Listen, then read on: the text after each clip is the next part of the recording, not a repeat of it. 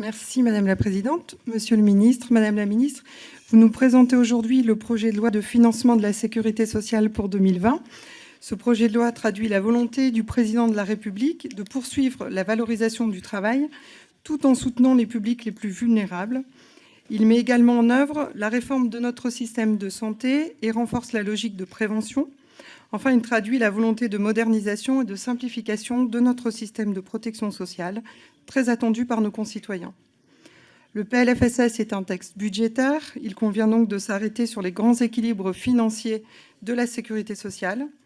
Le retour à l'équilibre est retardé, à la fois par des perspectives macroéconomiques moins bonnes que prévues et par l'adoption des mesures d'urgence prises fin 2018 pour répondre aux attentes exprimées par nos concitoyens en matière de pouvoir d'achat et de justice sociale. Ces mesures ont amélioré le revenu de nos retraités et des travailleurs et relèvent d'un choix politique que nous assumons. Pour autant, le retour à l'équilibre des comptes sociaux reste une priorité pour notre majorité et l'objectif d'apurement de la dette sociale porté par la CADES à horizon 2024 est confirmé par ce PLFSS. Nous serons particulièrement vigilants sur ces questions qui tiennent à la soutenabilité de notre modèle de protection sociale.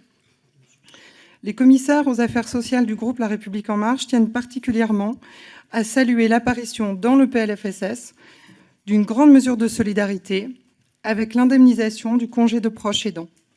Cette mesure a été défendue par nombre d'entre nous au sein de cette commission et dans tous les groupes politiques présents. Madame la ministre s'était engagée à tout mettre en œuvre pour y parvenir et elle a tenu cet engagement.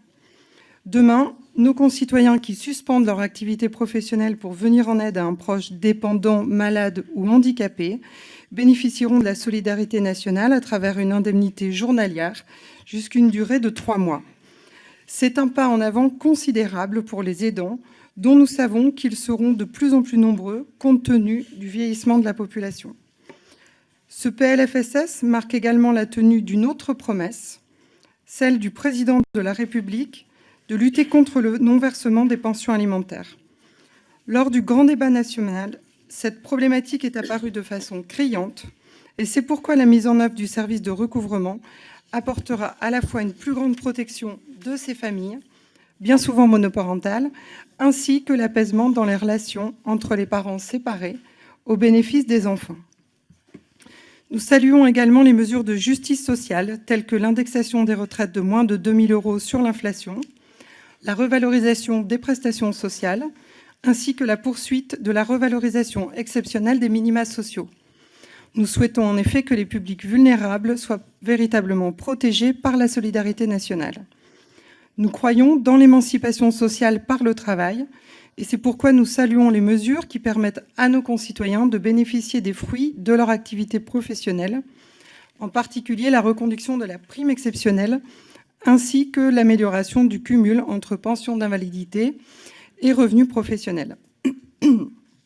De plus, ce PLFSS est marqué par la création d'un fonds d'indemnisation des victimes de pesticides qui vise à apporter de façon plus efficace une réparation aux travailleurs exposés.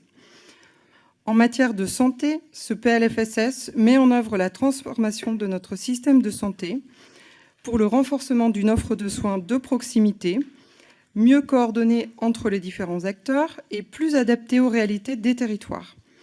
Ainsi, ce texte permet de faire évoluer les modalités de financement de notre système de santé, en particulier s'agissant des hôpitaux de proximité, ceux de la psychiatrie et également ceux des soins de suite et de réadaptation. Le nouveau dispositif d'accompagnement post-cancer est également une illustration positive de la logique d'un parcours de soins structuré autour du patient. Le projet de loi renforce également l'efficacité des mesures d'incitation aux jeunes médecins à l'installation dans les zones sous-denses afin de mieux lutter contre les déserts médicaux. Nous partageons la volonté du gouvernement de répondre au plus près aux préoccupations des Français par la simplification et la modernisation de notre système de santé et de protection sociale. À ce titre, nous pensons que nos concitoyens, et particulièrement les personnes âgées en situation de dépendance, trouveront un bénéfice conséquent à percevoir les aides et crédits d'impôt au moment où elles effectuent la dépense, sans pénaliser leur trésorerie personnelle. La prise en compte de nos aînés et des personnes en situation de handicap est particulièrement prégnante dans ce projet de loi. Vous le savez, Madame la Ministre, les commissaires aux affaires sociales sont fortement engagés dans la préparation de la réforme Grand Âge et Autonomie à venir. Et c'est pourquoi nous accueillons favorablement l'apport de nouveaux financements pour rénover les EHPAD et renforcer les effectifs de personnel, ainsi que pour soutenir le secteur de l'aide à domicile dans son amélioration et la modernisation de son offre. Nous accueillons également très favorablement la sécurisation des parcours des personnes en situation de handicap dans les établissements belges.